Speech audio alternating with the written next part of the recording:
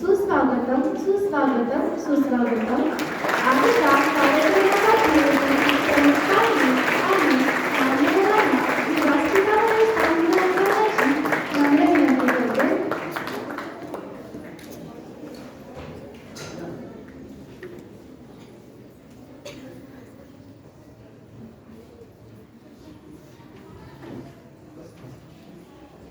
माझा मराठीची बोलू कौतुके परी अमृता देवी पैजा जिंके. अमृताहूनही गोड असलेल्या अभिजात मराठी भाषा गौरव दिनाच्या सर्वांना हार्दिक शुभेच्छा. जगावेगळे सौंदर्य लाभले माये मराठी भाषेला, मनामनात जपावे आपण तिच्या गोड शब्दांना, आपण तिच्या गोड शब्दांना. नमस्कार, मी हर्षिता पुत्ता. आजच्या या मराठी भाषा गौरव दिनाच्या कार्यक्रमात आपल्या सर्वांचे मनपूर्वक स्वागत करते. दरवर्षी 27 फेब्रुवारी हा दिवस आपण मराठी भाषा गौरव दिन म्हणून साजरा करतो. मराठी भाषा ही केवळ संवादाचे साधन नसून यातील संस्कृती, परंपरा आणि ओळख जपणारी अमूल्य संपत्ती आहे. या भाषेत संतांची वाणी, साहित्यिकांचे विचार आणि मातृभूमीचे प्रेम आहे. कार्यक्रमाची सुरुवात आपण गौरवगीताने करूया. मी गीत मंचाला विनंती करते की त्यांनी गौरवगीत सादर करावे.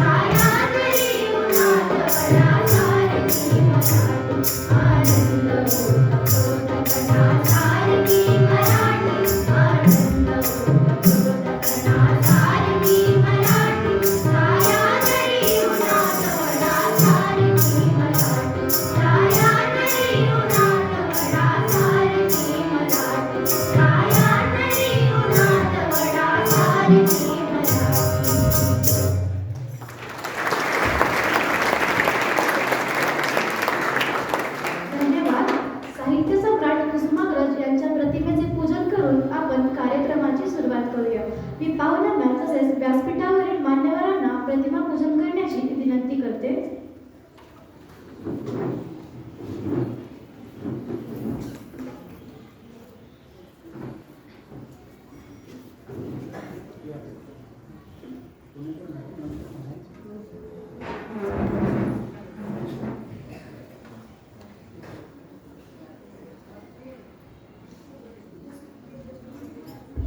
सुप्रसिद्ध गझल गीतकार सुरेश भट म्हणतात, लाभले आम्हास भाग्य बोलतो मराठी, जाहलो खरेच धन्य ऐकतो मराठी, धर्मपंथ जात एक जाणतो मराठी, एवढ्या जगात माय मानतो मराठी.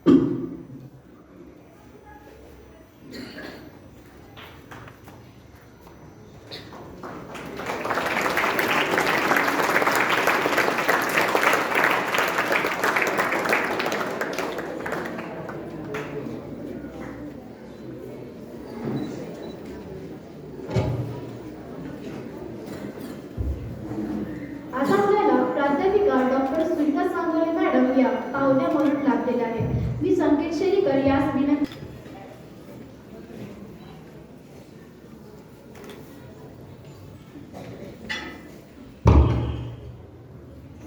नमस्कार. आजच्या कार्यक्रमाला प्रमुख पाहुणे म्हणून लाभलेल्या प्राध्यापिका डॉक्टर सुनीता सांगोले मॅडम या दयानंद कला महाविद्यालय येथे पदव्युत्तर संशोधन विभाग प्रमुख म्हणून कार्यरत आहेत. प्रथमच स्थापन झालेल्या मराठी भाषा विद्यापीठात पहिल्या डीन म्हणून कार्य करण्याची संधी मॅडमना मिळाली. याच विद्यापीठात राज्यपाल नियुक्त व्यवस्थापन मंडळ सदस्य म्हणून विद्यापीठाच्या पायाभरणीत मॅडमचे लक्षणीय योगदान आहे. मराठी भाषा व साहित्याबरोबरच स्त्री अभ्यासक म्हणून त्या सुपरिचित आहेत. आजवर त्यांचे 42 शोध निबंध विविध नियतकालिकातून प्रकाशित झाले असून त्यांची 10 पुस्तके प्रकाशित आहेत. PhD संशोधन करणाऱ्या विद्यार्थ्यांनाही त्या मार्गदर्शन करतात. स्त्रियांच्या बोलीचा भाषाशास्त्रीय अभ्यास यावर एक लघुशोध प्रकल्पाचे त्यांचे कार्य सुरू आहे. एक मन मिळावं, विद्यार्थी प्रिय प्राध्यापिका आणि उत्तम वक्ता म्हणून त्यांचा लौकिक आहे. भारत सरकार व महाराष्ट्र शासनाच्या विविध समित्यांवर सध्या त्या कार्यरत आहेत. राज्य मराठी विकास संस्था ही मराठी भाषा साहित्य आणि संस्कृती विकासासाठी कार्य करणारी राज्य शासनाची एक महत्त्वपूर्ण संस्था. या संस्थेच्या माध्यमातून भाषा व साहित्य विकासाच्या दृष्टीने अनेक प्रकल्प राबवले जातात. या अनुषंगाने शासनाने जी त्रिसदस्यीय समिती नियुक्त केली त्यात प्राध्यापिका डॉक्टर सुनीता सांगोले मॅडम यांचा समावेश आहे. धारवाड विद्यापीठ तसेच स्वामी रामानंद तीर्थ मराठवाडा विद्यापीठ नांदेड येथे मराठी अभ्यास मंडळ सदस्य म्हणून त्यांनी कार्य केले आहे. सध्या गुलबर्गा विद्यापीठ अभ्यास मंडळाच्या त्या सदस्य आहेत. राणी चेन्नम्मा विद्यापीठ कर्नाटक, उस्मानिया विद्यापीठ हैदराबाद अशा विद्यापीठातून board of appointment, board of examination सदस्य म्हणूनही त्यांचे कार्य सुरू आहे. एक चांगला वक्ता म्हणून लौकिक असलेल्या डॉक्टर सुनीता सांगोले मॅडम यांच्या विस्तृत परिचयातील काही ठळक बाबींवर प्रकाश टाकत मी त्यांचा परिचय करून देण्याचा प्रयत्न केला आहे. धन्यवाद. आजच्या कार्यक्रमाच्या प्रमुख पाहुण्या माननीय डॉक्टर सुनीता सांगोले मॅडम यांचा सत्कार करण्याची विनंती मी विद्यालयाचे मुख्याध्यापक माननीय श्री रमाकांत स्वामी सर यांना करते.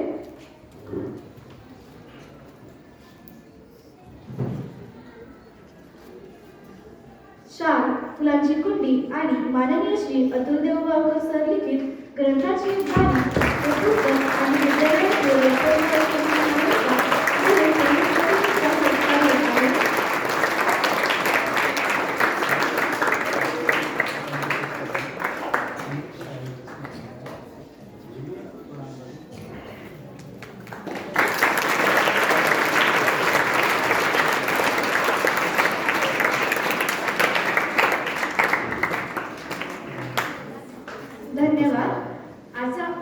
कार्यक्रमाचे प्रास्ताविक करण्याची विनंती मी वेदिका चिंचोलीकर हीच करते.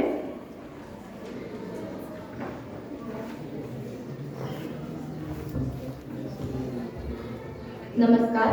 27 फेब्रुवारी म्हणजेच मराठी भाषा गौरव दिन. कालच अभिजात मराठी भाषा गौरव दिन सर्वत्र साजरा झाला. मी तुमच्या समोर आजच्या कार्यक्रमाचे प्रास्ताविक करण्यासाठी उभी आहे. दरवर्षीप्रमाणे मराठी भाषा गौरव दिनानिमित्त आपल्या शाळेतील विद्यार्थ्यांनी भित्तीपत्रक तयार केले आहे. तसेच विद्यालयात राबवल्या जाणाऱ्या विविध सांस्कृतिक कार्यक्रमात विद्यार्थी मोठ्या संख्येने सहभागी होतात. यावर्षीही प्रजासत्ताक दिनानिमित्त इंडिया गेट स्मारकाची प्रतिकृती विद्यार्थ्यांद्वारे तयार करण्यात आली. आपल्या विद्यालयातील विद्यार्थी शाळाबाह्य उपक्रमातही सहभाग नोंदवतात. विद्यार्थ्यांचे किशोर, कुल्फी अशा विविध नियतकालिकात साहित्य छापून आले आहे. याबरोबरच विद्यार्थ्यांसाठी सुसज्ज ग्रंथालय, विज्ञान प्रयोगशाळा, संगणक कक्ष, क्रीडांगण अशा विविध सुविधा उपलब्ध आहेत. तसेच अध्ययनासाठी ई लर्निंग सॉफ्टवेअर वापरले जाते. स्पर्धात्मक परीक्षा व अभ्यासेतर उपक्रम दिले जातात, जे विद्यार्थ्यांच्या सर्वांगीण व्यक्तिमत्वाचा विकास करतात. शाळेत चित्रकला, संगीत, निबंध स्पर्धा, बालनाट्य व विविध सांस्कृतिक कार्यक्रम आयोजित केले जातात. विद्यार्थ्यांना सामाजिक मूल्ये व राष्ट्रभक्तीची जाणीव करून देणारे मार्गदर्शन कार्यक्रम देखील घेतले जातात. तसेच विविध क्षेत्रात कार्यरत असणाऱ्या मान्यवरांच्या मुलाखती विद्यार्थी घेतात. प्रत्येक सण उत्सवाची भौगोलिक, सांस्कृतिक व वैज्ञानिक पार्श्वभूमी विद्यार्थ्यांना माहीत होण्यासाठी विद्यालयात परिपाठाचे आयोजन केले जाते. याबरोबरच नीतिमूल्यांची रुजवण करण्यासाठी पालक, विद्यार्थी व शिक्षक यांच्यासाठी बोधपर असे विविध विषयांवरील चित्रपट आणि लघुपट विद्यालयात वेळोवेळी दाखवले जातात. विद्यार्थ्यांची वाचन संस्कृती, संकलन वृत्ती आणि ज्ञानवृद्धी होण्यासाठी विद्यालयात समृद्ध ग्रंथालय आहे व आमचे ग्रंथालय पालकांसाठीही खुले आहे. आंतरराष्ट्रीय विविध क्रीडा स्पर्धेतही आमच्या शाळेतील विद्यार्थ्यांनी सहभाग घेऊन यश संपादन केले आहे. आमची शाळा ही सेमी माध्यमाची शाळा आहे, तरी आम्हा सर्वांना माय मराठी मातृभाषेचा नितांत अभिमान आहे. आमचे मराठी भाषेवर मनापासून प्रेम आहे. संत ज्ञानेश्वर महाराज म्हणतात, जैसी पुष्पा माझी पुष्प मोहरी, की परिमळा माझी कस्तुरी, तैसी भाषा माझी साजिरी, भाषा मराठी. याप्रमाणे भाषेचा गौरव अबाधित राखण्याची जबाबदारी आपल्या सर्वांवरच आहे. आज मराठी भाषा गौरव दिनाच्या तुम्हाला शुभेच्छा देते आणि थांबते. धन्यवाद. धन्यवाद वेदिका. आजच्या या दिनानिमित्त विद्यार्थ्यांनी तयार केलेल्या भित्तीपत्रकाचे अनावरण करण्याची विनंती मी प्रमुख पाहुण्यांना करते.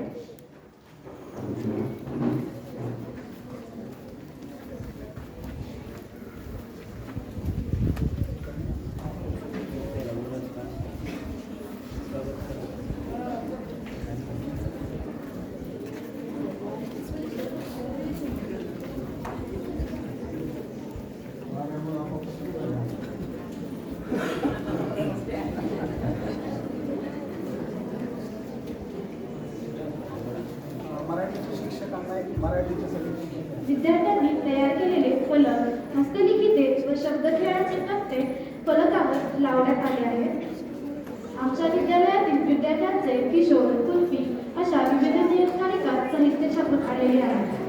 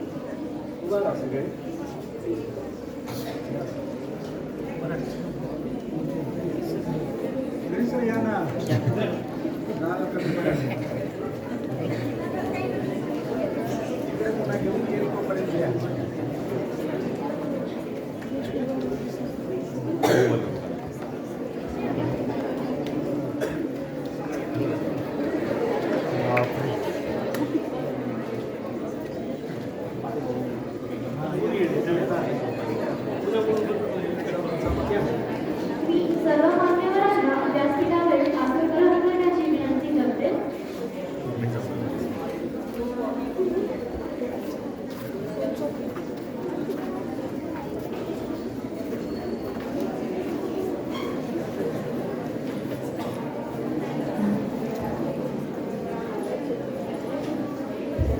विद्यालयाने ज्ञानपीठ पुरस्कार प्राप्त तसेच भारतरत्न सन्मान प्राप्त अशा कलाकार व साहित्यिकांची रेखाचित्रे तयार करण्याचा उपक्रम हाती घेतला आहे. या उपक्रमाअंतर्गत विद्यालयातील चित्रकला शिक्षक श्री संदीप बोथे सर तसेच सौ पल्लवी खंडाळे मॅडम यांनी त्यापैकी काही चित्रे तयार केली आहेत. या चित्रांचे अनावरण करण्याची विनंती मी प्रमुख अतिथी माननीय डॉक्टर सुनीता सांगोले मॅडम यांना करते.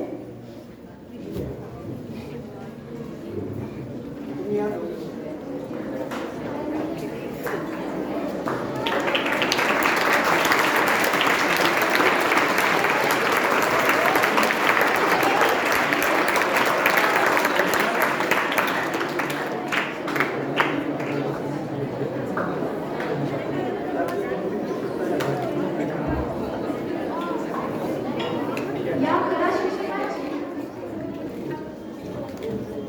विष्णुमामा शिरवाडकर अर्थात कुसुमाग्रज यांचे चित्र संदीप बोटेसर यांनी तयार केले आहे.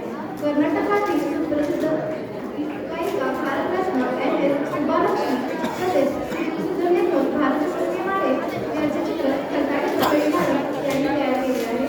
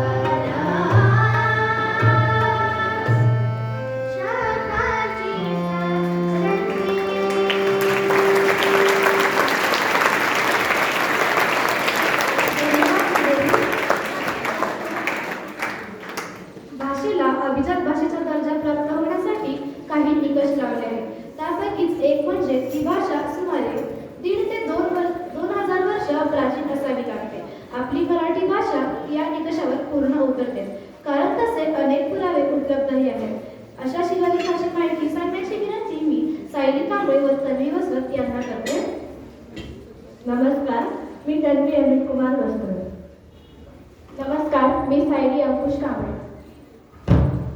भारतात पाटण, नेवासे, कोल्हापूर, नाणेगार अशा अनेक ठिकाणी मराठी शिलालेख आढळतात.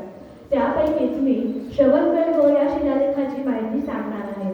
श्रवणबेळगोळ हे ठिकाण कर्नाटक राज्यातील हसन जिल्ह्यात आहे. हे जैन धर्मियांचे सर्वात महत्त्वाचे तीर्थक्षेत्र आहे. येथे विंध्यगिरी व चंद्रगिरी अशा 2 टेकड्या आहेत. विंध्यगिरी टेकडीवर भगवान गोमटेश्वराची म्हणजेच बाहुबलीची 57 फूट उंचीची भव्य मूर्ती आहे. या मूर्तीच्या पायाशी जगप्रसिद्ध मराठी शिलालेख कोरलेला आहे. हा शिलालेख मराठी भाषेच्या इतिहासातील आद्य शिलालेख मानला जातो. या शिलालेखाची लिपी देवनागरी आहे. हा शिलालेख इसवी सन 983च्या सुमारास कोरला गेला असावा असे मानले जाते. या शिलालेखामध्ये मुख्यत्वे 2 महत्त्वाच्या ओळी आहेत. पहिली ओळ श्री चामुंडराजे करवियले व दुसरी ओळ श्री गंगराजे सुत्ताले करवियले. श्री चामुंडराय हे गंगराजा राजमल चौथा याचे पराक्रमी सेनापती आणि मंत्री होते. करवियले या शब्दाचा अर्थ करून घेतले किंवा निर्माण केले असा होतो. म्हणजेच त्यांनी भगवान गोमटेश्वराची भव्य मूर्ती तयार करून घेतली असा याचा अर्थ आहे. मराठी भाषेच्या या शिलालेखातून मराठी भाषेतील पहिले पूर्ण वाक्य या शिलालेखामध्ये आढळते. यामुळे मराठी भाषेतील 1000 वर्षांहून जुना असल्याचा समजतो. हा लेख महाराष्ट्राच्या भौगोलिक सीमांच्या बाहेर असूनही तो मराठीत आहे हे विशेष आहे. तत्कालीन काळात मराठी भाषेचा प्रभाव दक्षिण भारतापर्यंत होता हे यातून सिद्ध होते. अक्षिता शिलालेख हा मराठी भाषेच्या इतिहासातील एक अत्यंत महत्त्वाचा आणि ऐतिहासिक ठेवा मानला जातो. रायगड जिल्ह्यातील अलिबाग जवळ असलेल्या अक्षी या गावात हा शिलालेख सापडला. हा शिलालेख मराठीतील सर्वात जुना शिलालेखांपैकी एक मानला जातो. अक्षिता शिलालेख हा शके 934 म्हणजेच इसवी सन 1012 मधील शिलालेख आहे. हा शिलालेख मराठीतील पहिला शिलालेख आहे. शिलाहार वंशीय राजा पहिला केशीदेव याच्या कारकिर्दीतील हा शिलालेख आहे. यात राजाने ठराविक धान्य दान दिल्याचा उल्लेख आढळतो. या शिलालेखाची भाषा प्राकृत मराठी आहे. यात संस्कृत श्लोकासोबतच मराठी शब्दांचा वापर देखील आढळतो. हा शिलालेख 9 ओळींचा आहे. या 9 ओळींवर चंद्रसूर्य कोरलेले आहेत. ओम नमो विनायकाय या शब्दाने या शिलालेखाची सुरुवात होते. या शिलालेखामुळे तत्कालीन महाराष्ट्राची भाषा, संस्कृती आणि शासन व्यवस्थेवर प्रकाश पडतो. समुद्र किनाऱ्याजवळ असल्यामुळे या शिलालेखाला ऐतिहासिक पर्यटन स्थळ म्हणूनही ओळखले जाते. बऱ्याच काळापर्यंत श्रवणबेळगोळ येथील गोमटेश्वराच्या पायथ्याशी असलेला शिलालेख हा मराठी भाषेतील पहिला शिलालेख मानला जात असे. परंतु संशोधनानंतर अक्षिता शिलालेख हा त्याहूनही जुन्या काळातील असावा असा तर्क लावला जातो. मराठी भाषेची जडणघडण कशी होत गेली हे समजून घेण्यासाठी अक्षिता शिलालेख हा एक मैलाचा दगड ठरतो. धन्यवाद. धन्यवाद तन्वी आणि सायली. आम्हा सर्वांना प्रमुख पाहुण्यांचे विचार ऐकण्याची आतुरता आहे. मी आपणास विनंती करते आपण आम्हास मार्गदर्शन करावे.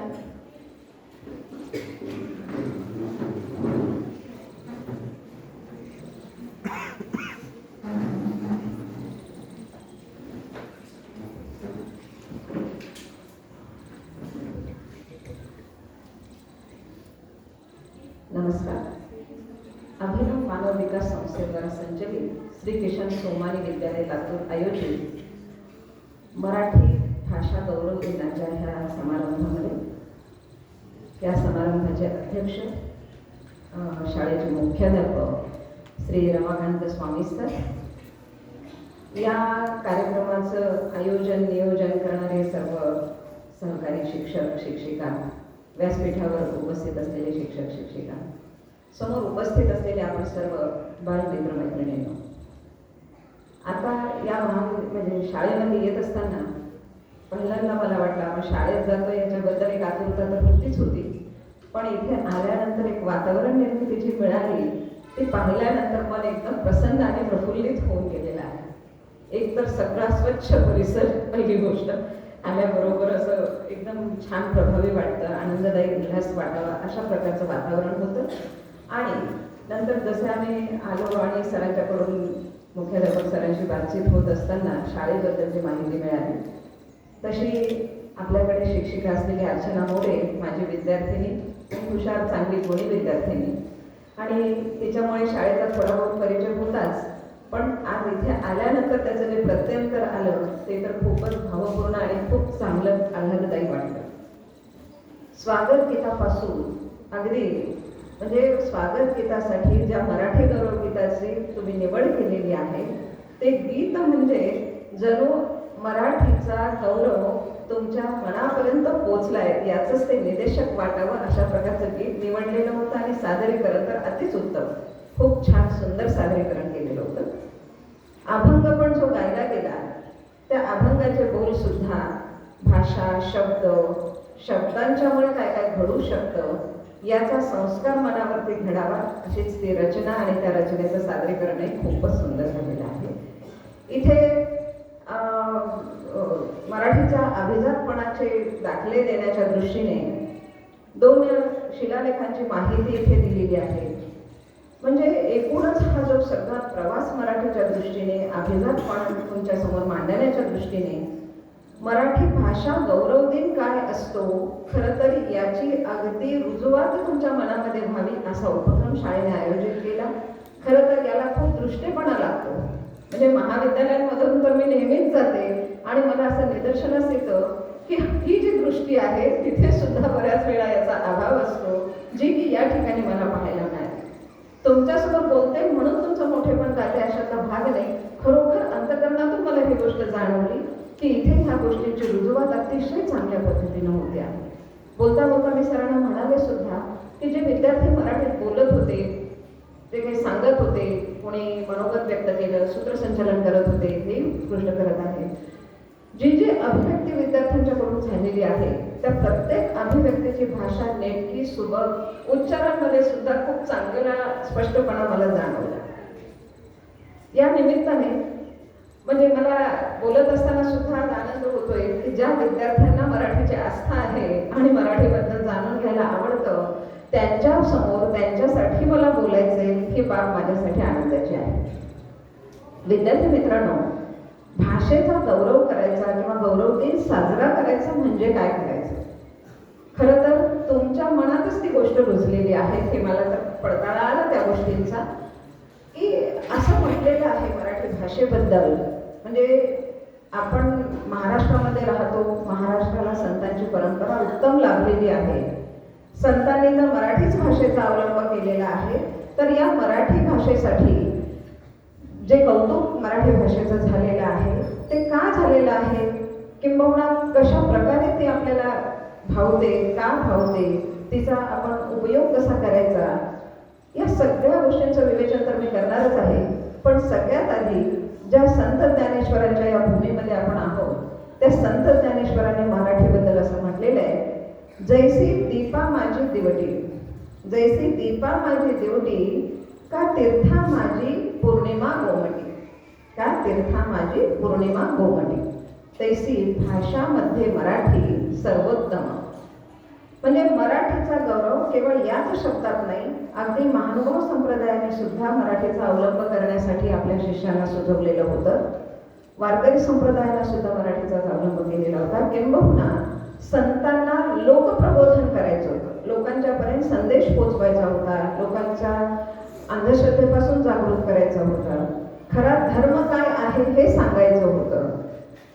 एक काळ असा आलेला होता की कर्मकांडामध्ये लोक गुंतून पडलेले होते, त्यातून बाहेर पडण्यासाठी म्हणून उपदेश करायचा होता. तर ह्या उपदेशाची भाषा कोणती होती? मराठी लोकभाषा. काय होतं की बऱ्याच वेळा आपली गल्लत अशी होते की मी माझ्या बोलीमध्ये जर बोललो किंवा बोलले तर मला लोक हसतील का, असा काहीतरी संभ्रम आपल्या मनामध्ये असतो. हे पहा, आपण लिखित स्वरूपामध्ये किंवा कार्यालयीन कामकाजासाठी जेव्हा लिहितो तेव्हा प्रमाणबद्ध भाषेचाच अवलंब करतो, जिला की आपण प्रमाण भाषा म्हणतो. त्याची चौकट ठरलेली आहे, शब्दांचा वापर कसा केला पाहिजे. याचं कारण आहे की कार्यालयीन कामकाजामधली भाषा तिचे 2 अर्थ, विविध अर्थ निघू नयेत याची काळजी घ्यायची असते. कारण गैरअर्थी योजना जर झाली काळजी घेण्यासाठी तिची प्रमाणबद्धता आणि शब्दांचा काटेकोरपणा तिथे आवश्यक आहे. कार्यालयीन कामकाज ही काही भावनिक गोष्ट नसते आणि तिथे कामाला योग्य दिशा मिळावी किंवा कामच लक्षात यावं यासाठी म्हणून भाषेचा नेमकेपणा, वस्तुनिष्ठपणा ही गोष्ट पण आवश्यक असते, म्हणून तिथे ती असायलाच पाहिजे. पण दैनंदिन व्यवहारामध्ये अधिकांश जी भाषा आपण वापरतो ती असते बोलण्यातली भाषा, जिला आपण बोली म्हणूया. भाषा आणि बोली खरं तर भाषेचाच एक भाग म्हणजे बोली असतात. मग ह्या बोलीमध्ये सुद्धा आपण पाहतो की प्रत्येक समूहानुसार थोडी थोडी थोडी थोडी बोली बदललेली दिसते. प्रांतानुसार महाराष्ट्रामध्ये सुद्धा जिल्ह्यानुसार थोड्या थोड्या भागामध्ये तुम्ही जाल, जिल्ह्यानुसार म्हणत असताना हे काही असे एकदम मर्यादा टाकलेले, काही बंधनं टाकलेले, भिंती बांधलेल्या अशा प्रकारचं नाही. पण एक साधारण काही कोसांवरती, असं म्हणतात 12 कोसावरती भाषा बदलते. तर साधारण काही अंतरावरती जर तुम्ही गेलात तर तुम्हाला भाषिक बदल जाणवतात. कोणते जाणवतात? साधं इथून तुम्ही बसमध्ये बसा, नांदेडपर्यंत जा, भाषा वेगळी वाटते. आपण हो करू लाव खाऊ लाव म्हणू शकतो. तसंच तिथे जर गेलात तुम्ही तर तिथे करतो की, खातो की, हा की जो जोडलेला आहे किंवा लातूरच्या भाषेमध्ये वा जोडलेला आहे, जावा वा त्याला प्रत्यय जोडला जातो. हा प्रत्यय हे त्या त्या प्रांताचं, त्या त्या भागाचं, त्या त्या समूहाचं वैशिष्ट्य आपण म्हणू शकतो. हे का निर्माण होतं? कारण बोलत असताना ग्रंथभाषेमध्ये काही आपण बोलू शकत नाही आणि ग्रंथभाषेचा अवलंब दैनंदिन व्यवहारामध्ये जर आपण केला तर तो वृक्ष वाटेल, आहे की नाही? आपण बोलत असताना आपल्या बोलण्यामध्ये प्रश्न असतात, चढ उतार असतात, आपलं एकमेकांशी संप्रेषण असतं, देवाणघेवाण असते, ती नजरेतून असते, भाषेतून असते, आविर्भावातून असते. आपली देहबोली सुद्धा आपल्या बोलण्यामध्ये समाविष्ट असते. आपण बोलतो म्हणजे फक्त आपले ओठ हलतात, जीभ हलते असा भाग नाही. आपण बोलत असताना आपले डोळे बोलत असतात, आपले हात बोलत असतात, आपलं शरीर बोलत असतं आणि यामुळे काय होतं की भाषेमध्ये एक जिवंतपणा येत असतो. लिखित भाषेमध्ये मात्र काय होतं की तिथे तुम्हाला काटेकोरपणाची सवय लागलेली असते आणि ती असावी पण, असायला पाहिजेच. कारण कार्यालयीन कामकाजासाठी तुम्हाला ती प्रमाणबद्ध भाषा आवश्यक असते. म्हणून अवलंब करताना किंवा अभिव्यक्ती करताना तुम्हाला कधीही आपल्या बोलीचा संकोच वाटता कामा नये. याच्यामध्ये एक अडचण अशी झालेली आहे की ही शाळांची अडचण नाही, खरं तर अभ्यासक्रमाची जी संरचना होती त्या संरचनेमध्येच असं होतं की भाषाचं शिक्षण, मला सांगा, आता तुम्हाला कदाचित बदल आहे, आता थोडा बालभारतीमध्ये बराच बदल झालेला आहे, पण तुमचे जे शिक्षक शिकलेले आहेत त्यांना भाषेचं शिक्षण म्हणजे काय होतं पुस्तकामध्ये? धडे आणि कविता होतं ना. धडे आणि कविता म्हणजे गद्यपद्य साहित्य या अर्थाने. पण केवळ साहित्य म्हणजे भाषेचा अभ्यास आहे का? खरं म्हणजे भाषा अभ्यास ही एक स्वतंत्र शाखा ठरू शकते, एवढा तिचा अभ्यास व्हायला पाहिजे. मग थोडं व्याकरण केलं तर होईल का? व्याकरण हे सुद्धा एक अंग आहे. जसं साहित्य हे एक अंग आहे तसं व्याकरण सुद्धा हे एक अंग आहे. याच्या पलीकडे जाऊन ज्या समाजाच्या संदर्भामध्ये भाषेला अस्तित्व प्राप्त होतं त्या समाजाच्या संदर्भात भाषा आपण शिकली पाहिजे. एक छोटं उदाहरण देते. पहिलं तोगे काऊ कोकत आहे अशी रचना ज्ञानेश्वरांची तुम्हाला माहिती आहे. पहिलं तोगे काऊ कोकत आहे म्हणजे कावळा ओरडतो आहे, त्याच्यातून कशाचा संदेश घेतो आहे, याच्या मागे एक अशा प्रकारचा लोकभ्रम आहे किंवा लोकांची एक समजूत आहे की दारावरती किंवा अंगणामधल्या झाडावरती कावळा जेव्हा ओरडतो तेव्हा घरी पाहुणे येणार आहेत. हा जो संकेत आहे, हा संकेत काही केवळ भाषा शिकून मिळतो का? नाही. एखाद्या परभाषिकाने समजा तो मराठी शिकला तरीही सुद्धा त्याला कावळा ओरडतोय दारावरती असं म्हटल्यानंतर त्याला कोणी येणार आहे असा संदेश मिळेल का? मिळणार नाही. त्याला मिळूच शकत नाही, कारण त्यातला जो सामाजिक आशय दडलेला असतो त्याच्यामुळे भाषा परिपूर्ण होत असते. अनेक वेळा अनेक संदर्भ असतात. देवाला नमस्कार कर म्हणतात, देवाला पाया पड म्हणतात, डोकं टेकव म्हणतात. आता पाया पडायचं, डोकं टेकवणं, नमस्कार करणं हे वेगवेगळे शब्द वापरले जातात. काळ वेळ, परिस्थिती, समोरचा व्यक्ती कोण आहे, आपण कुठे आहोत, यानुसार आपली भाषा आपोआप परावर्तित होत जाते. आपण जेव्हा आपले कुटुंब असतो, बहीण भावंड, आई वडील, मित्रमैत्रिणी यांच्यामध्ये जेव्हा गप्पा मारतो तेव्हा आपली भाषा मोकळी चाकळी सढळ असते. तिथे तुम्ही आता आज मराठी भाषा गौरव दिन आपण साजरा करत आहोत.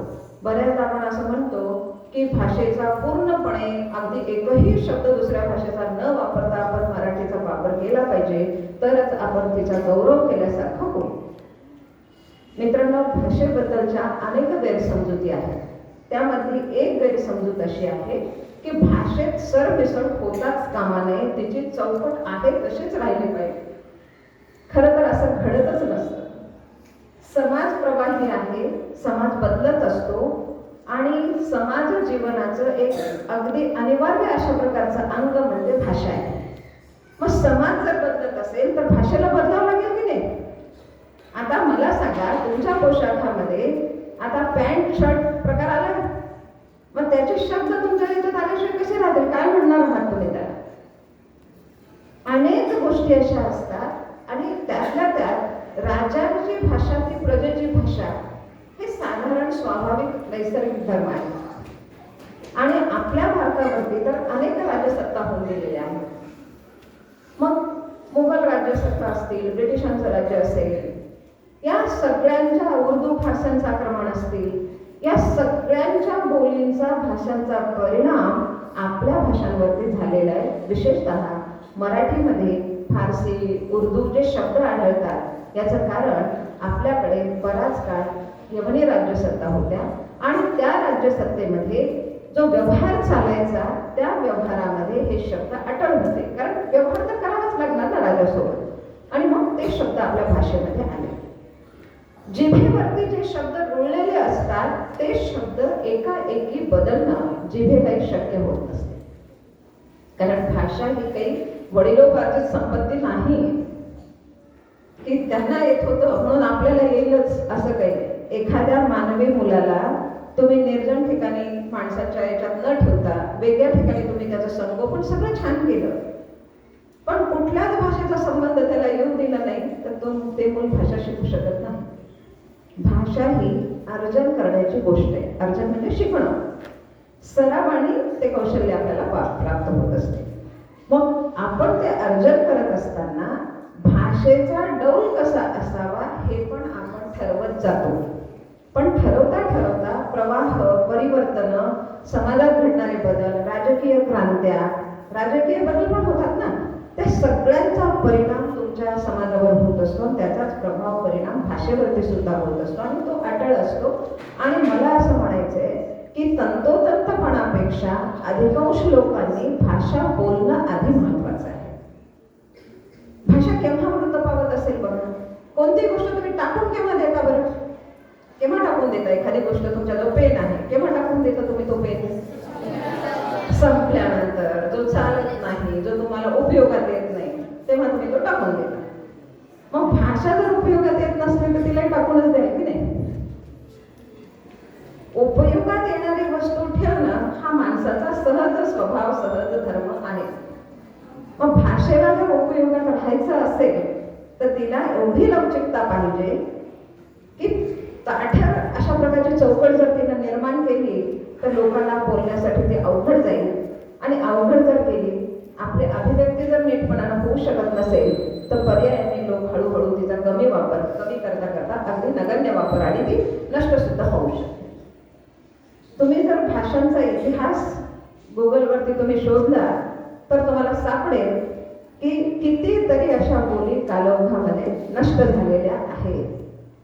संस्कृत भाषेसारखी भाषांची जननी म्हणून अनेकांनी तिचं संबोधन केलेलं आहे. ही भाषा अतिशय ज्ञानाने संपन्न अशा प्रकारची भाषा आहे. तरीही संस्कृतातून भाषा व्यवहार, बोली व्यवहार कितपत चालतो तुमचं सांगा उदाहरण. आणि तो जर चालत नसेल तर फक्त शाळेमध्ये विषय निवडीमध्ये 2-3 भाषांमध्ये संस्कृतमध्ये गुण अधिक मिळतात म्हणून संस्कृत निवडायची हा पायंडा दिसतो. त्याच्या पुढे जाऊन कालांतराने तर तेही लोक घेतील की नाही अशी शंका वाटते. म्हणजे भाषेला जर तटस्थ राहायचं ठरवलं, माझी चौकट मोडणारच नाही, तर ती भाषेच्याच एक गुणधर्माला ती भाषा तिलांजली देते आहे. कोणता गुणधर्म असतो भाषेमध्ये? लवचिकता असते. बदल पचवणं हा भाषेचा गुण आहे. आणि मग इतर भाषेची सरमिसळ होणं हाही बदल आहे. पण याचा अर्थ असा नव्हे की सर्रास इतर भाषांचे शब्दच तुम्ही वापरावे, म्हणजे एका वाक्यामध्ये 4 शब्द इतर भाषेचे आणि 1 शब्द मराठीचा, असं होता कामा नये. निदान आपल्याला जेवढे प्रभावी चांगले शब्द मराठीच्या माहिती आहेत त्याचा अवलंब आपण स्वतः होऊन करावा. आणि अनिवार्यतेच्या क्षणी एखाद्या ठिकाणी तुम्हाला सुचतच नसेल मराठी शब्द, म्हणून इंग्रजी, हिंदी, उर्दू, फारसी कोणता शब्द जर तुम्ही वापरला असेल तर त्याला काहीही हरकत नसते. भाषा मोडीत निघण्यापेक्षा तिचं बोलतं रूप जिवंत ठेवणं ही सगळी जबाबदारी आपली असते. विशेषतः तुम्ही बालक आहात. आता आमचा कार्यकाळ नाही म्हटलं तरी खूप पुढे निघून गेलेला आहे. जितका काळ आमच्याकडून सेवा होईल तेवढी होईल, पण ही धुरा वाहण्याचं अखंड काम तुम्हाला करायचंय. हा ठेवा पुढच्या पिढीला, पुन्हा माझ्यासारखं तुम्ही पण इथे राहून पुढच्या पिढीला तो सुपूर्द करणार आहात. ही जबाबदारी तुमच्या खांद्यावरती असते. म्हणून सांगितल्याने अभिमान निर्माण होत नसतो. आतून आपल्याला वाटलं पाहिजे की ही माझी मातृभाषा आहे. तुमच्या आईवरती प्रेम करा, आईबद्दल स्वाभिमान बाळगा, असं कोणी शिकवतं का तुम्हाला? आपसूक मनातून येतं की नाही? तुमच्या आईला जर कोणी नाव ठेवलं तुम्हाला आवडेल का? नाही आवडणार, तुम्हाला राग येईल. हे काही पण म्हण, माझ्या आईला काही म्हणू नको म्हणतो की नाही आपण. म्हणजे याचा अर्थ आपल्या आतून आईबद्दल ती आत्मीयता वाटत असते. जशी आपली आई असते तसाच आपला देश असतो, तशीच आपली भाषा असते. त्याच्याही बद्दल तितकीच आत्मीयता, तितका स्वाभिमान आपल्या अंतरंगात जर असेल तर आपण तिचं रक्षण, तिचं संवर्धन, तिचा विकास या दृष्टीने वाटचाल करू शकतो. आनंददायी बाब म्हणजे जरी लोक गळे काढत असतील की मराठी लोक पावते की काय, इंग्रजीच्या बोजाखाली दबून जाते की काय, मला नाही वाटत असं. याचं कारण सांगते. कारण मराठी बोलीने आजपर्यंत, मराठी भाषेने अनेक भाषांची आक्रमणं बसवलेली आहेत. इतकी आक्रमणं झालेली आहेत, प्रत्येक वेळी तिला शुद्धी करण्याचे प्रयत्न हे झालेले आहेत. साने गुरुजींनी जी चळवळ चालवली होती तुम्हाला माहिती आहे, सावरकरांनी, साने गुरुजींनी ती चळवळ झालेली आहे. आता सुद्धा राजकीय पक्ष त्यांच्या फायद्यासाठी का होईना मराठीचा उदो उदो करतात, गातात, काहीतरी गोष्टी घडतात. आणि एवढंच नव्हे तर साहित्यिक जे असतात, वि.वा. शिरवाडकर ज्यांच्या जयंती निमित्तानं हा गौरव दिन आपण साजरा करत आहोत, त्यांनी इंग्रजीला नकार किंवा इंग्रजीला द्वेष अशी भावना कधीही ठेवली नाही. पण मराठीचा अभिमान गाजवणारं गीत, त्यांनी अजरामर करणारं गीत तुमच्या पुढे आणून ठेवलं. मराठीबद्दल वेळोवेळी त्यांनी त्या गोष्टी लिहिल्या, लोकांच्यापर्यंत पोहोचवल्या. आपल्या लेखणीतून ते तुमच्यापर्यंत पोहोचवण्याचा त्यांनी प्रयत्न केलाय.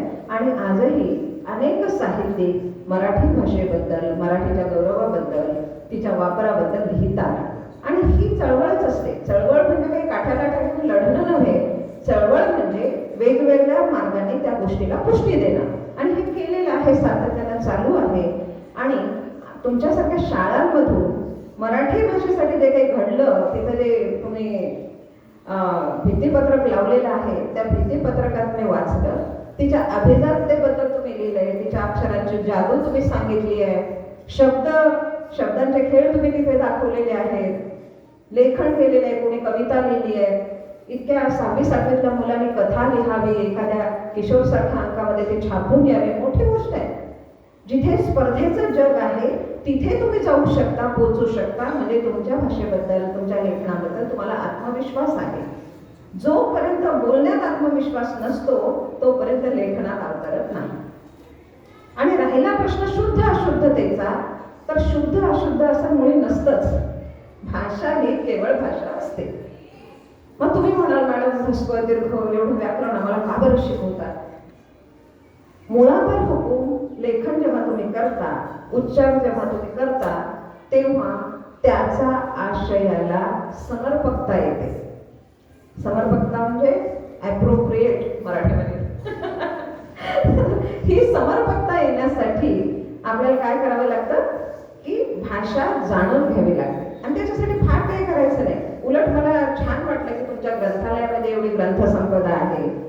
आणि भाषा केवळ भाषेमुळे विकसित होत नाही, त्याला खेळ लागतो, खेळ म्हणजे क्रीडा विभाग तुमचा, त्याला संगीत लागतं, त्याला विविध कला लागतात, मग चित्रकला असेल, शिल्पकला असेल, सगळ्या कलांच्या मधून सुद्धा साहित्यिकाला, भाषेला पुष्टी मिळत असते आणि त्याचा विकास होत असतो. आणि सगळ्यात महत्त्वाचा भाग म्हणजे तुम्ही शाळेमध्ये जे शिकायला आलात, तुमच्या आईवडिलांनी एखादी विशिष्ट शाळा निवडून तुम्हाला इथे पाठवलेलं असतं. का बरं हो? की माझा पाल्य खूप चांगला घडला पाहिजे अशी त्यांची अपेक्षा असते. मग व्यक्तिमत्व घडवायचं म्हणजे काय करायचं? खूप सुंदर पोशाख केला म्हणजे व्यक्तिमत्व छान का? आपली हाईट बीट चांगली आहे, दिसायला आपण साजरे आहोत म्हणून आपलं व्यक्तिमत्व छान आहे का? कारण दिसणं हे तर आपल्या हातातली बाब नाही. आपल्याला जो जन्म मिळालाय तो ज्या स्थितीमध्ये मिळालाय तो मिळाला, त्याच्यावर आपण काही करू शकत नाही. कारागिरी फार तर तुम्ही मेकअपने थोडाफार पॅचअप करू शकाल, पण त्याच्यात काही फार होत नाही. पण मी तर असं सहज सोप्या भाषेत सांगताना म्हणत असते, तोंड उघडलं की माणूस कळतो. आणि का बरं तसं म्हणते मी?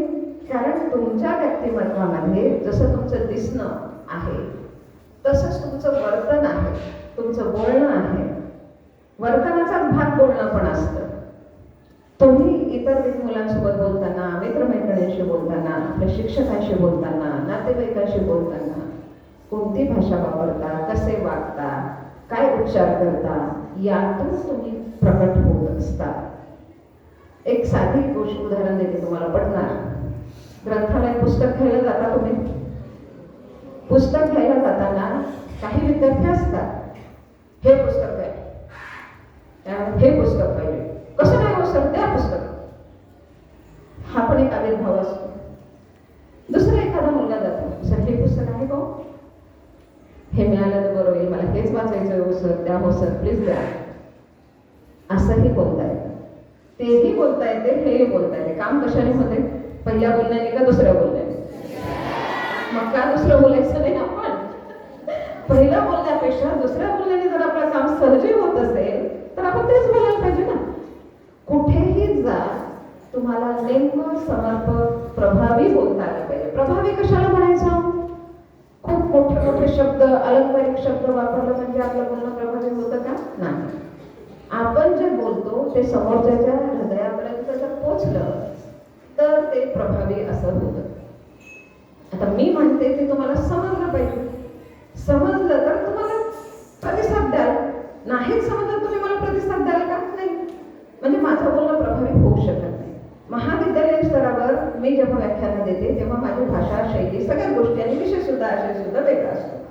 तेच व्याख्यान मी इथं जर केलं असतं तर मला तुम्ही प्रतिसाद देऊ शकला नसतात, माझं बोलणं अजिबात प्रभावी झालं नसतं. म्हणजे आता प्रभावी असा काही दावा करायचा नाहीये पण सांगण्याचा उद्देश हा आहे की आपलं बोलणं लोकांच्यापर्यंत पोहोचवणं, अशा प्रकारची भाषा तरी किमान आपल्याकडे असली पाहिजे. आणि मराठीमध्ये एवढी ताकद, एवढी क्षमता आहे की त्या ताकदीमुळेच आज एवढे मोठे मोठे साहित्यिक, म्हणजे एक सांगायला हरकत नाही एक किस्सा तुम्हाला. म्हाईम भट्ट नावाचा महानुभावामधला एक चांगला असा साहित्यिक पंडित होऊन गेलेला आहे. म्हाईम भटांना इतकं ज्ञान होतं, सगळ्या प्रकारचं ज्ञान म्हाईम भटांकडे होतं. एवढा त्यांना त्या ज्ञानाचा गर्व होता की म्हाईम भटांनी असं म्हटलं होतं, ते पायामध्ये तृण असते ना, गवताची वाकी घालायचे आणि हातामध्ये मशाल घेऊन चालायचे. गवताची वाकी का? तृण असं म्हणायचे की या पृथ्वीवरील सगळे लोक तृणासमान आहेत, कारण मी माझ्या एवढा ज्ञानी कोणीच नाही. आणि मशाल का बरं? तो सूर्यच काय प्रकाशतो, माझा स्वयंप्रकाश आहे म्हणून ती मशाल. इतका त्या ज्ञानाचा गर्व म्हाईम भटांना झालेला होता. आणि त्यांचं असं म्हणणं होतं की संस्कृतामधून पांडित्य प्रदर्शन करणं म्हणजे सगळ्यात ज्ञानी. संस्कृताचं आकर्षण, संस्कृत ही भाषा खरंच चांगलीच भाषा आहे, खूप ज्ञानसंपन्न भाषा आहे, पण गर्व एखाद्या भाषेचा आणि द्वेष एखाद्या भाषेचा आपण करूच नाही. भाषा ही भाषा असते, पण तिचा अवलंब तुम्ही योग्य रीतीने केला पाहिजे. म्हाईम भटांना गर्व चढलेला होता. आणि चक्रधर स्वामी एकदा त्या भागातून जात असताना, म्हाईम भटांचे सासरे होते गणपत आपेयो नावाचे, त्यांनी विचार केला की आपल्या जावयाला खूपच असा गर्व चढलेला आहे, गर्वामध्ये एवढा ज्ञानी असून सुद्धा तो वाया जाईल. म्हणून त्यांनी सांगितलं की तुला चर्चेला बसायचं असेल, तेव्हा विद्वानांच्या सभा चालायच्या, चर्चा चालायच्या, कोण जिंकत हे पाहिलं जायचं, तर तू त्यांच्यासोबत चर्चेला बस. चक्रधरांसोबत चर्चेला ते बसतात आणि भाई भटांना गर्व असतो संस्कृतातून ते सुरू करतात. स्वामी चक्रधर संस्कृतातही तेवढं अस्खलित बोलू शकत होते आणि मराठीतही, पण त्यांना मराठीचा खूप अभिमान होता. ते मराठीतून बोलायला लागले. का हो तुम्हाला संस्कृत येत नाही का? भाई भटांनी विचारलं. तर ते म्हणाले मला संस्कृत येते, पण माझी जी जननी आहे, माझी जी मातृभाषा आहे मराठी, तिच्यातला गोडवा मला अधिक भावतो आणि मी त्यातून बोलतो. मग आपोआपच भाई भटांनाही मराठीतून बोलावं लागलं. चर्चा रंगली आणि विद्वत्तेचा कस जेव्हा लागला तेव्हा लक्षात आलं की चक्रधरांच्या पुढे आपण अगदीच शून्य होतोय.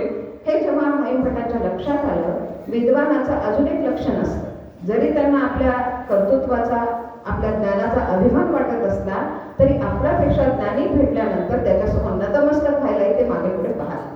माहे भट त्या ठिकाणी नतमस्तक झाले आणि त्यांचा गर्व अगदीच गळून पडला. आणि त्याच माहीम भटांनी पुढे महानुभाव साहित्य जे निर्माण केलं, प्रत्येक शिष्याला आदेश दिला की जे काही साहित्य होईल ते फक्त मराठीतून होईल. म्हणजे मराठीची थोरवी, मराठीचा गोडवा आणि मराठीचं सामर्थ्य ज्याच्या लक्षात आलेलं होतं त्या सगळ्यांनी मराठीचा अवलंब केलेला आहे. आणि लोकांच्या पर्यंत पोहोचायचं तर मातृभाषेतून, लोकभाषेतून जेव्हा आपण पोहोचतो तेव्हाच ती गोष्ट होते. पण माणसाचं असं आहे, सहज मिळे त्यात जीव तृप्तता न पावे, सहज मिळे त्यात जीव तृप्तता न पावे, जे सुदूर जे असाध्य तेथे मन धावे. म्हणजे जे आपल्याला जमत नाही, जे आपल्यापासून दूर असतं, जे सापडेल का नाही माहीत नसतं, शाश्वत नसतं, त्याच्या मागे आपण धावतो. आणि जे सहज उपलब्ध होतं, जे आपल्याकडे असतं, जे आपल्याला मिळतं, त्याच्याबद्दल मात्र आपल्याला फारशी आस्था राहत नाही. खरं सांगू का, उलट जे उपलब्ध आहे त्याला तुम्ही चांगला जर आकार दिला तर तुम्ही निश्चितच गती घेऊ शकता. बऱ्याचदा अशी पण ओरड होते की मराठी शिकून काय होणार आहे, मातृभाषेतच केवळ कसं चालेल. तर त्याचं उत्तर असं आहे, मातृभाषा ज्याला चांगली येते, संपन्न असतो तो आपल्या मातृभाषेने, त्यालाच इतर भाषा नीट जमतात. म्हणजे हा काही मी सांगते म्हणून नव्हे, भाषा वैज्ञानिकांनी तुमच्यासारख्या विद्यार्थ्यांवरती अनेक प्रयोग करून हे सिद्धांत मांडलेला आहे की वयाच्या 14व्या वर्षापर्यंत मुलं 3 ते 4 भाषा सहजी शिकू शकतात. पण कोणती मुलं? ज्याला पहिल्यांदा मातृभाषा आवडत असते.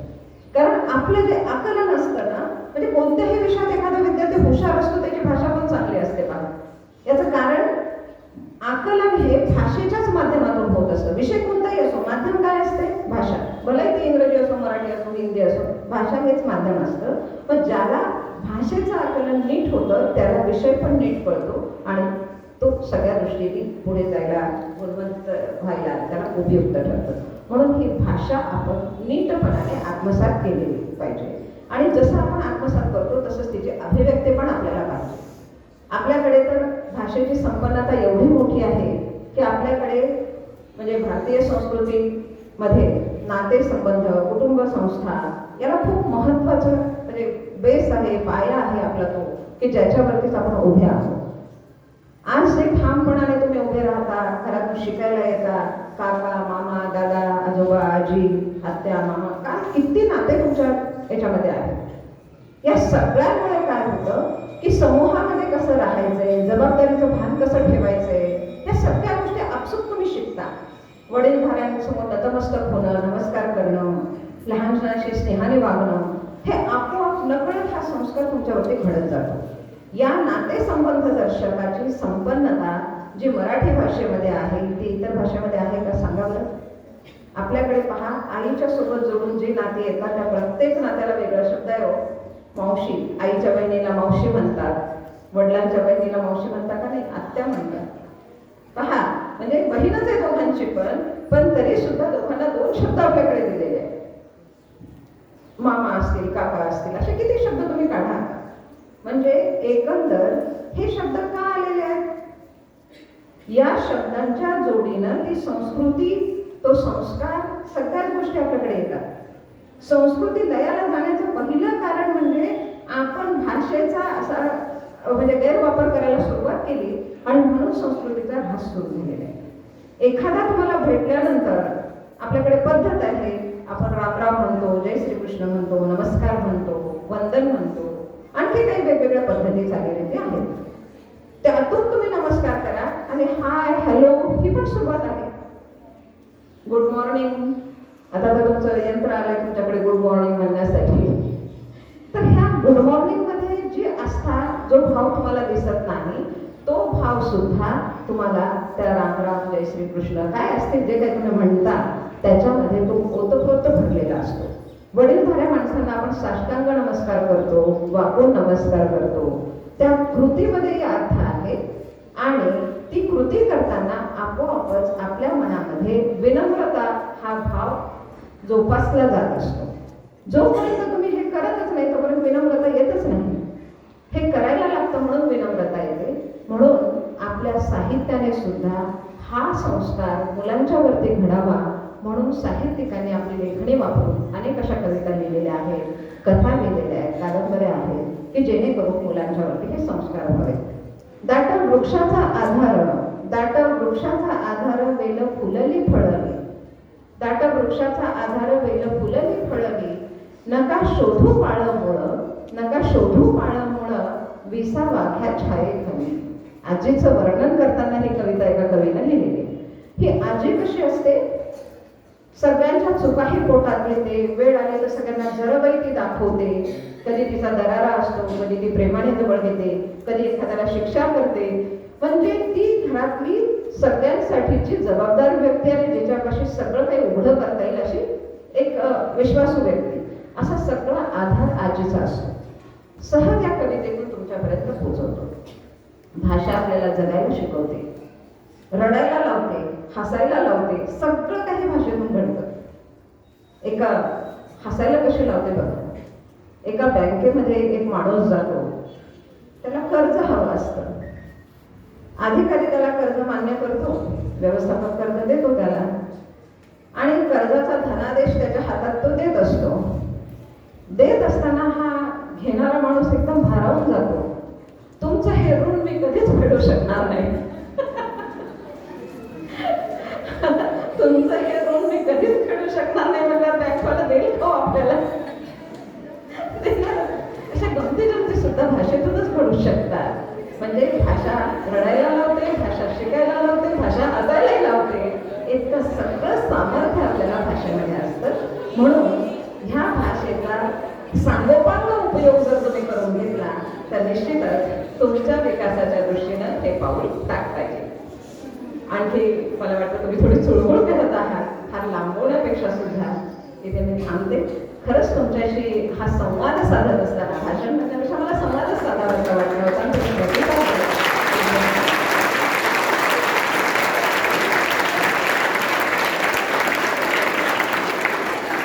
आयोजकांनी संजीवनी मला बोलावलं, सन्मानही केला, त्याबद्दल मुख्याध्यापक आणि सर्व शिक्षक सगळ्यांची मी आभारी आहे. धन्यवाद.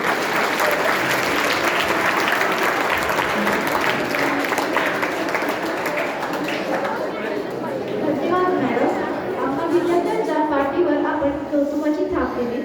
आपल्या बोलीभाषेवर प्रेम करत प्रमाण भाषेच्या विकासासाठी, समृद्धीसाठी प्रयत्न करण्याचा संदेशही दिला.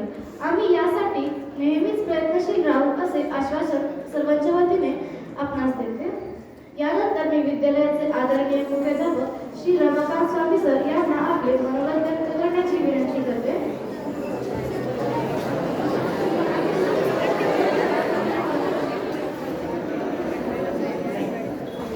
माझं इकडचं निवेदन चालू असताना आता माझं सगळं लक्ष पूर्ण तुमच्यावर केंद्रित झालं होतं. यानंतर मार्गदर्शन करतील असं ऐकल्यानंतर तुमच्या कुणाच्या कशा प्रतिक्रिया असतील फार लक्ष देऊन मला बघावं वाटत होतं. काय होतं बघा विद्यार्थ्यांनो, तुम्ही अनुभव घेतला असेल. लहानपणी तुम्हाला किंवा आत्ताही काही विद्यार्थ्यांच्या बाबत घडत असेल की ताटामध्ये काहीतरी खाण्यासाठी, जेवणासाठी वाढत असते, देत असते, बरोबर आहे. आणि मग ते काही खाल्ल्यानंतर तुम्ही आई माझं पोट भरलं, आता मी काही खात नाही, आता बस झालं असं वगैरे म्हणते ना, आई थोडं अगोदर समजावून सांगते, नाही बेटा तेवढं संपवायला पाहिजे, खास तेवढं. आणि त्याच्यातून तुम्ही नाही म्हणला तर काही वेळा तुम्ही अगोदर पाठीवर धपाटे खाता आणि मग ताटातलं खाता. बरोबर आहे? आम्ही शिक्षक सुद्धा तसंच करतो. समजावून सांगून तुम्हाला माहिती ज्ञान देण्याचा प्रयत्न करतो. आणि तुम्ही जर म्हणता ना जेव्हा, नाही आता मला बस झालं, मी कंटाळलो वगैरे, तेव्हाही पाठीवर धपाटे देतो आणि मग तुम्हाला देतो. आता मी तुम्हाला खायला वाढत आहे आणि धपाट्याची गरज पडली तर ह्या दोन्ही बाजूला धपाटे देण्यासाठी बसले. मला माहित आहे तुमची जी शांत बसायची मर्यादा आहे ना ती संपलेली आहे. त्यामुळं मी फार अंत पाहणार नाही, पण कार्यक्रमाचे काही औपचारिक भाग असतात ते पाळावे लागतात, तेवढंच मी बोलतो. आणि खरं तर एवढे वर्ष तुम्हाला माहित आहे मी जास्तीत जास्त किती वेळ बोलतो नेहमी, आहे ना. तरी मला समाधान वाटलं की मी उठताना तुम्ही फार काही जास्त चुळबुळ केला नाही. म्हणलं ठीक आहे, थोडं बहुत 4 तास आपण यांना देऊ शकतो. आपण काल आणि आज दोन्ही विशेष दिन आहेत. खरं तर मराठी भाषा गौरव दिन काल होता आणि आज राष्ट्रीय विज्ञान दिन आहे. आपण आजचा दिवस काल साजरा केला कारण शाळा तुमची पूर्ण वेळ होती. विज्ञान प्रदर्शन तुम्हाला पूर्ण पाहता यावं यासाठी राष्ट्रीय विज्ञान दिवस काल साजरा केला आणि मराठी भाषा गौरव दिन कालचा आज करतो. आज फक्त मान्यवरांचे विचार ऐकायचे होते म्हणून साजरा केला. खरं तर कुठलाही दिवस 1-2 दिवस मागे पुढे केल्यामुळे त्याच्या काही उद्देशामध्ये किंवा त्याच्या परिणामावर फार काही फरक पडतो असं अजिबात होत नाही. आपले उद्देश तेच आहे आणि आपण यावर्षी खरं खूप भाग्यवान ठरलो त्या दोन्ही दिवसासाठी. कारण या दोन्ही दिवसासाठी पाहुणे म्हणून जे आपल्याला लाभलेले आहेत ना, तुम्हाला जर आता विचारलं 10वी झाल्यानंतर कुठे प्रवेश घेणार, तुमचं सगळ्यांचं उत्तर असेल एकतर शाहूमध्ये नाहीतर दयानंद कॉलेजमध्ये. बरोबर आहे? काल विज्ञान दिना दिवशी आपण विज्ञान प्रदर्शनाला शाहू महाविद्यालयातील भौतिकशास्त्र विभाग प्रमुख अभिजित यादव सर होते आणि आजचा परिचय मॅडमचा तुम्ही ऐकला. आज दयानंद कॉलेजमध्ये मराठी विभाग प्रमुख सुनीता मॅडम या ठिकाणी, डॉक्टर सुनीता सांगोली मॅडम या ठिकाणी आलेले आहेत. म्हणजे लातूरातले आणि महाराष्ट्रातले जे नामवंत कॉलेज आहेत त्या कॉलेजमधले विभाग प्रमुख या ठिकाणी आलेले. कारण कधीतरी सोमानी शाळा म्हणूनही तुमचं नाव ऐकलेलं असतं. चला सोमानी शाळा एक चांगली आहे, आपण जाऊ शाळेत. खरं तर हे सगळं श्रेय तुम्हाला असतं कारण तुम्ही जो चांगला निकाल देता म्हणून मोठ्या व्यक्तींना वाटते की नाही आपण जाऊ त्या शाळेत. म्हणून मॅडमचं मी सुरुवातीला विद्यालयामध्ये हार्दिक स्वागत करतो. कुठलाही दिवस जो आपण साजरा करतो ना दिनविशेष, त्याच्या पाठीमागचा मूळ उद्देश असतो की त्या विषयावर चर्चा व्हावी, त्या विषयाचं महत्त्व लक्षात यावं, या निमित्ताने हे दिवस साजरे करतो. मराठी भाषा गौरव दिन हा साजरा करण्याच्या पाठीमागचा उद्देश सुद्धा हाच आहे की भाषेचं महत्त्व तुम्हाला मराठी भाषेचं कळावं. आणि हे दिन साजरा करण्याची गरज वरचेवर खरं तर खूप वाढत आहे. कारण आता तुम्ही बोलत असलेलं मराठी ऐकत असताना कौतुकाचा भाग आहे. मॅडमने सूत्रसंचालन करणारे, प्रास्ताविक करणारे, अभिलेख वाचलेले विद्यार्थ्यांचं कौतुक केले. पण मी तुम्हाला कालही बोललो परवाला की प्रयोग सादर करत असताना तुम्ही जे मराठी भाषा बोलत होता ना, अगोदर प्रश्न पडत होता की तुम्ही नेमकं मराठीत बोलताय, इंग्रजीत बोलताय की बोली भाषेमध्ये बोलतात, काहीही कळत नव्हतं. खरं तर भाषा आपण भाषा म्हणूनच व्यवस्थित त्याचा वापर करायला पाहिजे. तुम्ही आता जेव्हा बोलत असताना कधीही कुठल्याच एका भाषेमध्ये बोलत नाही. मॅडमने सांगितलं की एखादा दुसऱ्या भाषेतला शब्द जर तुम्हाला मातृभाषेतून आठवतच नसेल तर वापरायला हरकत नाही. पण आपल्याला सगळे मातृभाषेतले मराठी भाषेतले शब्द माहिती असतात, तरीही आपण नेमके वाक्यातले महत्त्वाचे जे शब्द असतात ना इंग्रजी शिकलेले, ते जाणीवपूर्वक मध्येच इंग्रजी शब्द वापरतो. तुमचा मनातली भावना असते की मला इंग्लिश चांगलं येतं, ही दाखवण्याची कदाचित भावना राहत असेल, त्यावरून तुम्ही इंग्रजी शब्द वापरता, पण आम्ही ऐकणारे समजत की तुम्हाला मराठी नीट जमत नाही. दोन्ही कारण असे घडू शकतात. वाक्यातले महत्त्वाचे शब्द तुम्ही इंग्रजी वापरता असं म्हणताना सुद्धा मी असं म्हणलो असतो, तुम्ही वाक्यातले जे काही इम्पॉर्टंट वर्ड्स असतात ना, तेच नेमके तुम्ही वेगळ्या भाषेत वापरता. असं व्हायला नको. मराठीमध्ये जी म्हण आहे ना, एक धड नाही भारावर चिंध्या. मॅडम, अलीकडे मराठी भाषा बोलत असताना सुद्धा म्हणी, वाक्प्रचार यांचा उपयोग अतिशय कमी झालेला आहे. आमच्या पिढीने आमच्या आई वडिलांची, आईची वगैरे भाषा बोलत असताना ना, प्रत्येक वाक्यामध्ये तिची एखादी म्हण असायची. म्हण म्हणजे त्या विचारातून एक काढलेला अर्थ असतो. ती म्हण सांगितली की पटकन त्याच्यातला आशय सगळा लक्षात यायचा. कारण आपल्या भाषेवरचं लक्ष कमी झालेलं आहे. आणि दुर्दैवानं सध्या तुम्ही पेपरमध्ये वाचत असाल की मराठी शाळा मोठ्या संख्येने बंद पडत आहेत. त्याच्या पाठीमागचं कारण काय? स्वाभाविक आहे, सगळ्यांना तुमच्या करिअरची, पुढच्या भवितव्याची चिंता लागलेली आहे की मला उच्च शिक्षण घेण्यासाठी इंग्रजी भाषेचं ज्ञान चांगलं असलं पाहिजे, तरच मी मेडिकल इंजिनिअरिंगचं चांगलं शिक्षण घेऊ शकेल. मग ते लहानपणापासूनच मी जर इंग्रजी भाषेतून शिकत राहिलो तर ते उच्च शिक्षण घेणं मला सोपं जाईल, हा एक तुमचा समज आहे. पण हा शास्त्राच्या कसोटीवर हा समज तुमचा गैरसमज आहे. मॅडम त्यांच्या भाषणात सांगितलं, जेव्हा तुम्हाला एक तरी भाषा चांगली येते, म्हणजे चांगली येणारी मातृभाषाच, तेव्हाच तुम्ही इतर भाषा सुद्धा चांगल्या पद्धतीनं शिकू शकता. आज निर्णयात आपली कुठली चूक होते? आपण अगदी प्राथमिक शिक्षणालाच भाषेचं माध्यमच इंग्रजीचं निवडायला सुरुवात केली. याच्यातून इंग्रजी शाळा वाढतायत, मराठी शाळा बंद पडतायत. आणि मोठी अडचण, जेव्हा तुम्ही पहिलीपासून इंग्रजीमध्ये शिकायला जाताना हे माध्यम हीच तुमची मोठी अडगळ ठरते. कारण एखादा विषय समजून घेण्यासाठी मराठी भाषेत जसा तुम्हाला कळेल, तुमच्या मातृभाषेत जसा कळेल तसा इंग्रजीमध्ये कळेल का? नाही. तुमची सगळी ऊर्जा, सगळी शक्ती ही ती भाषा शिकण्यामध्येच खर्च होते. बाकी त्या विषयाचं ज्ञान घेणं फार दूरवर राहतं. आम्ही दरवर्षी पाहतो आपल्या शाळेमध्ये प्रवेशासाठी जेव्हा पुढच्या वर्गाची मुलं येतात, 4थी, 5वी, 6वीला जागा रिक्त असल्यावर आम्ही विचारतो तो कुठल्या शाळेमध्ये होता, कुठल्या तरी इंग्लिश मिडियम CBSE स्कूलचं नाव सांगतात. अभ्यास बघण्याच्या अगोदर सांगतो की बाळ तुला प्रवेश या शाळेत मिळू शकणार नाही, कारण त्याचं मराठी धड नसतं, इंग्रजी धड नसतं. सहसा आपण प्रवेश देऊ शकत नाही. प्रवेशासाठी थोडी टेस्ट, चाचणी घेतो, त्याच्यामध्ये त्यांना काही आलेलं नसतं. म्हणून आता जे राष्ट्रीय शैक्षणिक धोरण नवीन आलेलं आहे त्याच्यामध्ये स्पष्ट सांगितलेलं आहे की प्राथमिक शिक्षण हे मातृभाषेतूनच व्हायला पाहिजे. मातृभाषेतून तुम्हाला शिक्षणातल्या सगळ्या संकल्पना व्यवस्थित कळतात. त्याच्यानंतरचा पर्याय सेमी इंग्रजी आहे. आत्ता तुमचं सेमी इंग्रजी आहे, काय करतात? सगळं मराठीमधून तुम्हाला शिकवावं लागतं. सायन्स, गणित म्हणजे विज्ञान, गणित तुम्हाला मराठीतून शिकवावं लागतं. फक्त लिहिण्याची सवय तुम्ही इंग्लिशमध्ये करता, मान्य आहे की नाही? फक्त नाउन्स, मोठे मोठे शब्द इंग्रजीत वापरता, महत्त्वाचे नाम, बाकी सगळं तुमचं मराठीत चालू असतं. म्हणून काहीतरी धड आहे. बाकी इंग्लिश मिडियमला गेल्यानंतर काहीही धड राहत नाही.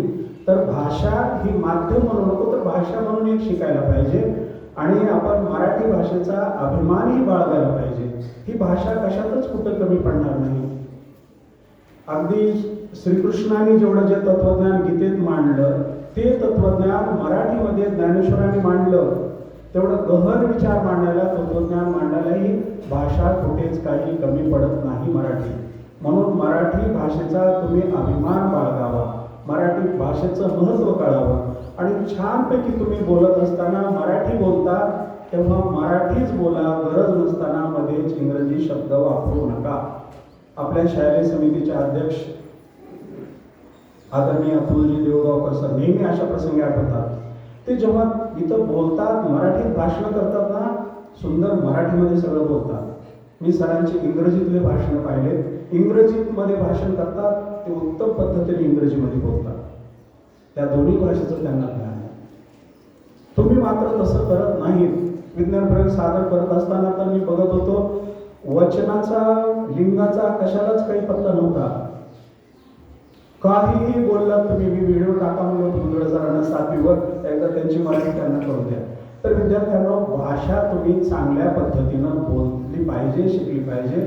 तुम्हाला अभ्यासाला मराठी भाषा आहे, इंग्रजी भाषा आहे, हिंदी भाषा आहे, त्या स्वतंत्र भाषा आहेत. तिन्ही भाषेचा चांगल्या पद्धतीनं अभ्यास करून ती भाषा व्यवस्थित बोलायला तुम्ही शिकलंच पाहिजे.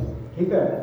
तर मॅडम या ठिकाणी आल्या, मॅडमचे मी स्वागत करतो, त्यांनी मार्गदर्शन केलं, आभारी मानतो.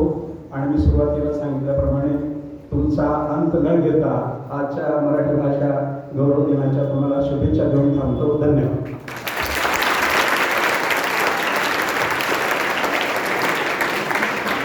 धन्यवाद सर. आजच्या कार्यक्रमाचे आभार प्रदर्शन करण्याची विनंती मी साईराज वाळंके यांना करते.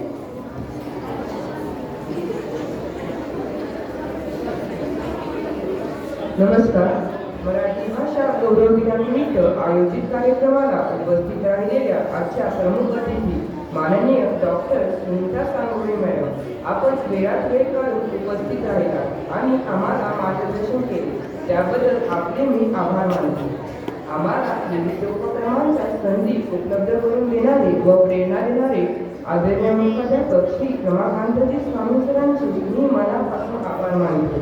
विद्यालयाचे माननीय पर्यवेक्षक श्री गिरीश कुलकर्णी सर, श्री राहुल पांचाळ सर तसेच श्रीमती सुनीता जाधव मॅडम यांचेही मी आभार मानतो. या कार्यक्रमासाठी आम्हाला मार्गदर्शन करणारे सर्व शिक्षक शिक्षिका यांचेही आभार मानतो. कार्यक्रमाच्या यशस्वीतेसाठी व्यवस्था करणाऱ्या मामा मावशी यांचेही आभार मानतो. तुम्ही सर्व विद्यार्थी मित्रमैत्रिणींनी शांतपणे हा कार्यक्रम ऐकलात व सहकार्य केले याबद्दल तुम्हा सर्वांचे मी विशेष आभार मानतो. संयोजकाच्या वतीने हा कार्यक्रम संपन्न झाला असे जाहीर करतो. धन्यवाद.